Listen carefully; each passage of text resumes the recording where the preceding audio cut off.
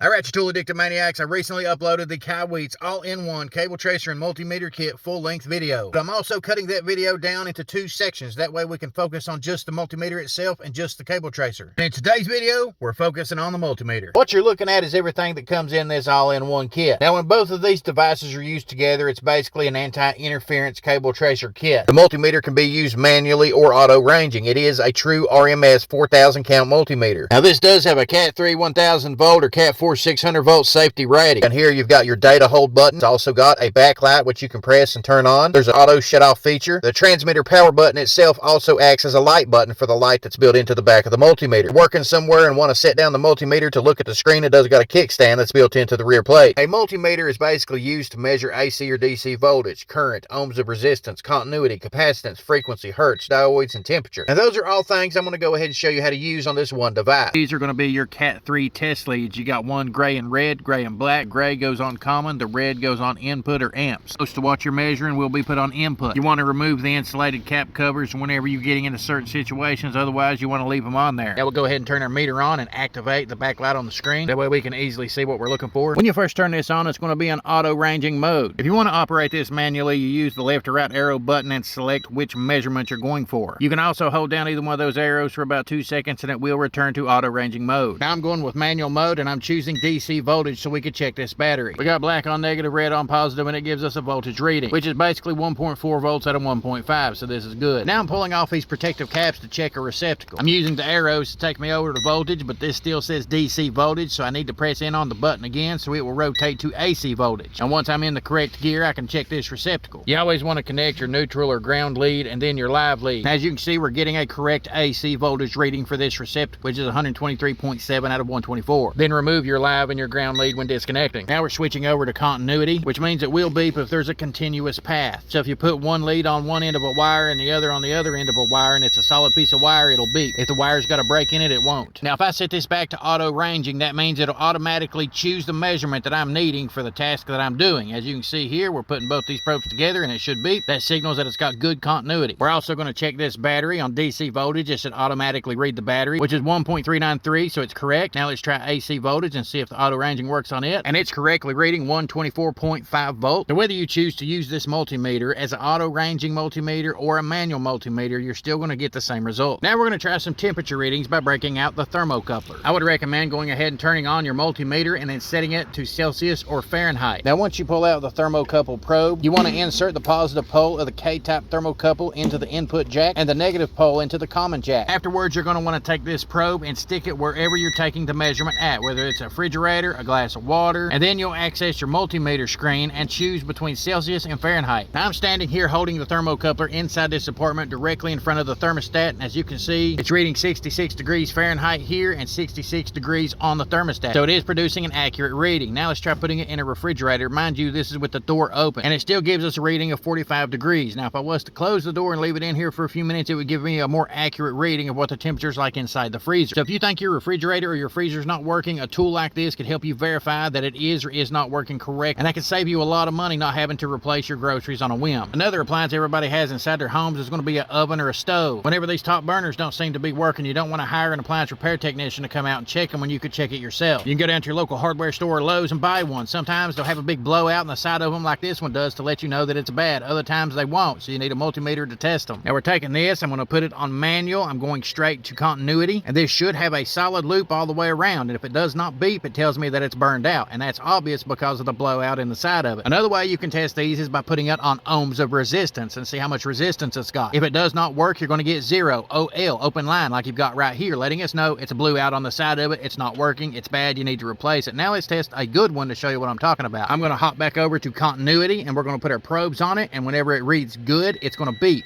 And it's also showing us some numbers on screen. That's ohms of resistance. You ain't got to switch over to ohms to read it, but you can if you want to. As you can see here, we're going to switch to ohms, and I'm going to measure it on ohms alone instead of continuity. It's going to tell me the correct set of ohms that this service element has. So these are two easy ways to verify a good or bad part. Now before I forget, we're going to check out the Fahrenheit setting on this thermocoupler. We're filling up some hot water inside of a measuring cup to see exactly how hot the water is coming out of the boiler. Put the thermocoupler in the water, give it a minute, and see what the temperature reading is. And this one has got it well above 125 to 130 degrees. Now that's some hot water right there. Another feature it has is the hold button. You can press that button and it will hold the reading on the screen. That way if you need to show somebody afterwards like a customer, you can. One of the most expensive calls that you'll make as a homeowner is calling someone out to work on your HVAC unit. Sometimes the repair is something that you could have done yourself if you had a multimeter like this one, which tests capacitance. Most AC units have a dual run capacitor, which is what you're looking at right here. If you look on the side of this, it says 30/5 UF plus or minus 5%. So you should have 30 microfarads between common and HERM and 5 microfarads between common and fan. With the multimeter set to capacitance, you put the black on common and the red on HERM. And we're getting a reading over 29, which puts us well within that 5% of 30. Now you want to test the fan portion of this capacitor. Put the black on common and the red on fan. And we are reading exactly 5 microfarads on this. So our reading is 29.88/5 microfarads, which is exactly what we wanted to see with this capacitor, meaning it's good. Now, there's a lot of multimeters out there that don't have this function, and this one does on top of the cable tracer kit. Saving money on this one repair alone is well worth investing in this multimeter, especially when you consider the service call of what one HVAC technician would charge you. Now we're going to check for frequency, which will be expressed in hertz. Most receptacles in the United States should be right around 60 hertz, and that's what we're testing here. And it's reading 59.9 hertz, which is exactly what it should be reading. If you're going to do your own automotive repairs, you'll be checking your fuses from time to time. There's also some diodes in here. If you don't have a diode tester, you won't be able to test them. A diode is basically a check valve for electricity. With plumbing, it's called a check valve because it lets water flow one way but not the other. With electrical, it lets electrical current flow one way and not the other. So this should read on one side, but whenever I flip the terminals around, it should not read on the other. And as you see, this one's good. Now, if you invest in this kit, this is going to be your receiver, which is part of the cable tracer kit. But the receiver does have a built-in non-contact voltage tester and an LED light. Getting ready to work on something and you think your buddy flipped off your breaker and you just want to double check, you get close and right there you are. It'll start beeping and flashing a red light. That lets you know that there's voltage on this wire. And if you got a regular old piece of wire and you're trying to find a break in that wire to make sure that the continuity is good, you can hook up your alligator clips and you can trace the wire. Just make sure no power's on it. And the one thing I didn't cover in this video was the amp port where you plug your probes in at, but I feel like it would be better if we discussed that in a video on its own. Right here is some useful information to tell you what the amp port would be used for and when.